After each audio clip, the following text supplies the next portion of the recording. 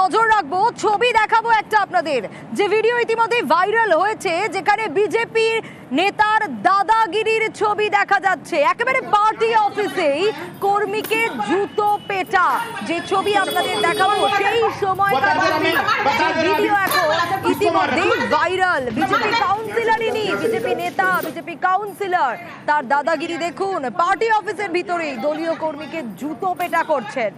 দেখুন, একেবারে জুতো দিয়ে মারছেন কাউন্সিলর। এই যে ছবিটা আপনাদের দেখাচ্ছি, এটা খড়গপুরের 31 নম্বর ওয়ার্ডের ঘটনা। শুধু তাই নয়, বিজেপি কর্মীকে গালাগালিও কাউন্সিলরের। দেখুন, क्या चोरी कर रहा देख रहा? हाँ बोल।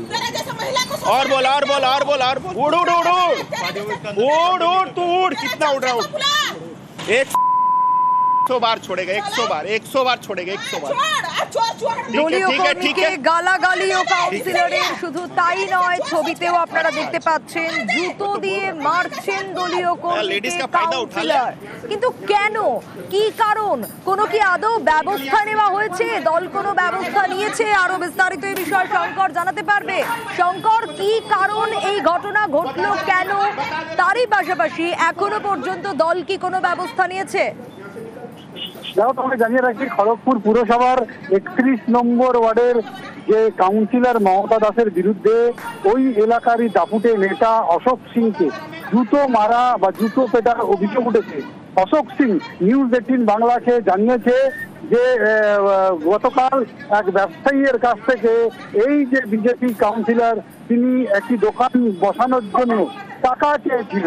আর সেই যে ভিডিও সমাজ মাধ্যমে ভাইরাল করেছিল এই অশোক সিং বিজেপি নেতা, এরপরেই গতকাল বলা যায় যে জুতো নিয়ে প্রথমে তাকে জুতো ছুঁড়ে মারে, সরে গেলে পার্টি অফিসের ভিতরেই তাকে জুতো পেটা করতে দেখা যায়। এরপরেই অশোক সিংয়ের কে অকথ্য ভাষায় গালাগালি দিয়েছে বলে অভিযোগ। যদিও এই কাউন্সিলরকে বারবার গত কয়েকবার ধরেও তাকে ফোন করা হলে তিনি ফোন ধরছেন না এবং আমাদের সঙ্গে কথা বলবেন না বলে জানিয়েছেন। এদিকে পুলিশের তরফে জানানো হয়েছে যে এখনো কোনো অভিযোগ দায়ের হয়নি। তবে কাউন্সিলরের এইভাবে যে দাদাগিরি, তারই দলের নেতা যে কাউন্সিলরকে জিতিয়ে নিয়ে এসেছেন, সেই নেতাকে এইভাবে জুতো পেটাকে কেন্দ্র করে একেবারে রাজনৈতিক তরজা তুঙ্গে হয়েছে। তার কারণ হচ্ছে যে কাউন্সিলর, যে ওয়ার্ডের যে কাউন্সিলর, তিনি নাকি একটি দোকানদারকে একটা দোকান বসানোর জন্য 10,000 টাকা তোলা চেয়েছিল। আর সেই কথা সমাজ মাধ্যমে অর্থাৎ তোলাবাজি করছিলেন, আর সেটাই এই দলীয় কর্মী ভিডিও করে ভাইরাল করে দেয়। তাই এই রোষ। বেশ, যিনি আক্রান্ত সেই দলীয় কর্মী কি বলছেন দেখুন। তবে তার আগেই তোলাবাজির ভিডিওটাও একবার দেখাবো আপনাদের।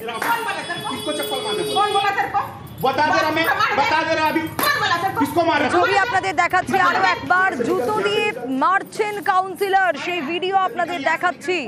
কিভাবে অত্যাচার করছেন রীতিমতো, কেন তার কারণ জানা গেল। তোলাবাজি করছিলেন এই কাউন্সিলর, সেই ভিডিওই তুলে ভাইরাল করেছেন দলীয় কর্মী। সেই রোষ থেকেই গালাগাল এবং জুতো দিয়ে মার। আক্রান্ত দলীয় কর্মী, তিনি কি বলছেন দেখাবো।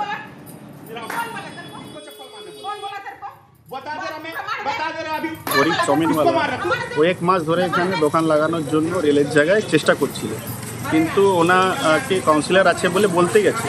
তারপরে উনি বলার পরেই ওনাকে 10,000 টাকা ডিমান্ড করে, যে 10,000 টাকা না দিলে আমি দোকান করতে দেবো না। এই ভিডিওটা আমি ফেসবুকে আপলোড করি। ওই দেখে পরের দিনে এসে আজকে সকালে আমি 10টার দিকে বাড়ির থেকে অফিসে ঢুকি। আমি একা ছিলাম ওখানে।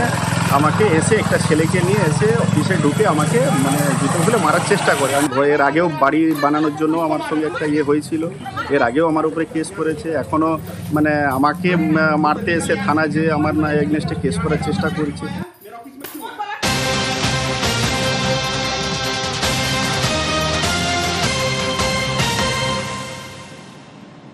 আর এবার নজর রাখবো নবগ্রামের বিধায়ককে শোকজ তৃণমূলের। মুর্শিদাবাদের নবগ্রামের বিধায়ককে তৃণমূল শোকজ করেছে, সময়সীমা বেঁধে দিয়েছে।